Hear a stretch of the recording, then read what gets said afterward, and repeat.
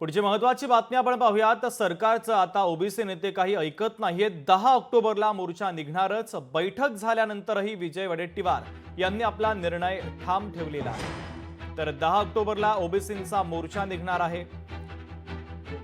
आज ओबीसी नेत्यांची महत्त्वाची बैठक पार पडली, मात्र मोर्चावर ओबीसी नेते ठाम असल्याचं दिसतंय। आणि कोर्टामध्ये आता 5 तारखेला ज्या केसेस टाकल्या आहे ओबीसी समाजाच्या काही व्यक्तींनी की हा जी.आर. चुकीचा आहे किंवा हा जो जी.आर. काढला तो 2 सप्टेंबरचा तो चुकीचा जी.आर. आहे, त्यावर काही कोर्ट केस केलेले आहे हायकोर्टमध्ये।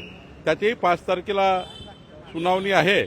त्यामुळं आता कुठल्याही पद्धतीच्या जी.आर.ला त्या ठिकाणी जी मागणी आहे जी.आरच बदलला तसा वगैरे कोर्टामध्ये आता केस सुरू असल्यामुळं त्यामुळं अशी कुठली भूमिका आता करता येणार नाही।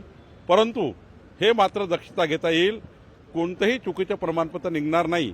पण 10 तारखेचा मोर्चा जो ओबीसी संघटनांनी कॉल केला आहे तो मोर्चा मात्र परत घ्यावा। राज्याची पूर परिस्थितीचा विचार करून हा मोर्चा परत घ्यावा अशी विनंती माननीय मुख्यमंत्री महोदयांनी विजय वडेट्टीवार आणि सर्व शिष्टमंडळाला केली आहे।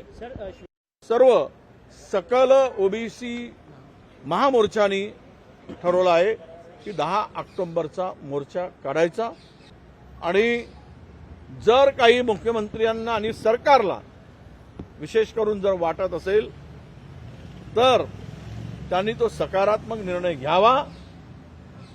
10 ऑक्टोबरपर्यंत मुदत आहे, पण मोर्चांची विनंती केली।